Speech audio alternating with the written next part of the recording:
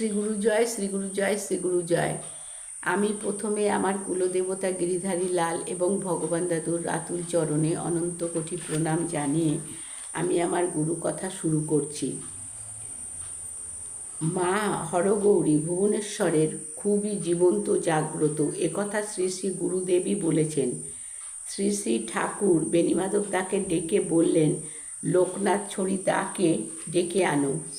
লোকনাথ দা এলে তাকে বললেন, বাবা লোকনাথ, তোমাকে একটা কাজ করতে হবে। বাজার থেকে খুবই উৎকৃষ্ট সব রকম মশলা দিয়ে কয়েকটি পান তৈরি করে আনতে হবে। যা দাম লাগবে সব দেয়া হবে, কিন্তু পান খুব ভালো হওয়া চাই।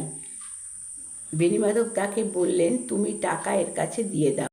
বেণীমাধব দা টাকা দিয়ে দিলেন। লোকনাথ দা চলে গেল বাজারে। ও চলে গেলে গুরুদেব লোকনাথ দাকে বললেন, বাবা হরগৌরীকে গুপ্তপান ভোগ দেব, মায়ের সেবায় লাগবে, এ তারই ইচ্ছা। এর দাম তোমাকে কেন দিতে বললাম জানো? এই মহাপুণ্য ও সৌভাগ্যের অংশ তুমি পাও তাই জন্যে। কিছুক্ষণ পর বেশ কয়েকটি পান আস্ত খিলি করা শ্রী শ্রী গুরুদেবের শ্রীহস্তে দিল লোকনাথ দা। পরদিন ভোরবেলায় শ্রী শ্রী গুরুদেব বেণীমাধব দাকে ডেকে দেখালেন মায়ের পানের গুপ্তভোগ। দেখে অবাক হয়ে গেলেন। সদ্য পান খেয়ে তার ছাবা যেমন হয় ঠিক তেমনি বাটিতে রয়েছে। অর্থাৎ ভোগ দিয়েছিলেন আস্ত খিলি করা পান।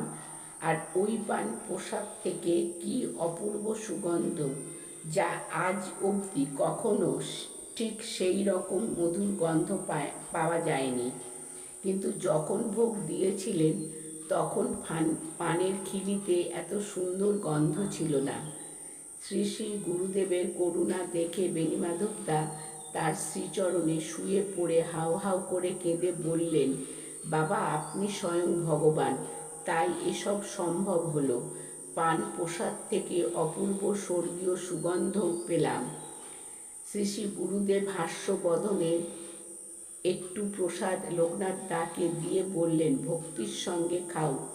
বাকি সব প্রসাদ আমার বেণীমাধব দাকে হাতে দিয়ে বললেন, একটু খাও, বাকিটা সব বাড়িতে নিয়ে যাও।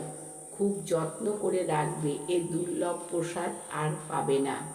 শ্রী গুরু জয়, শ্রী গুরু জয়, শ্রী গুরু জয়।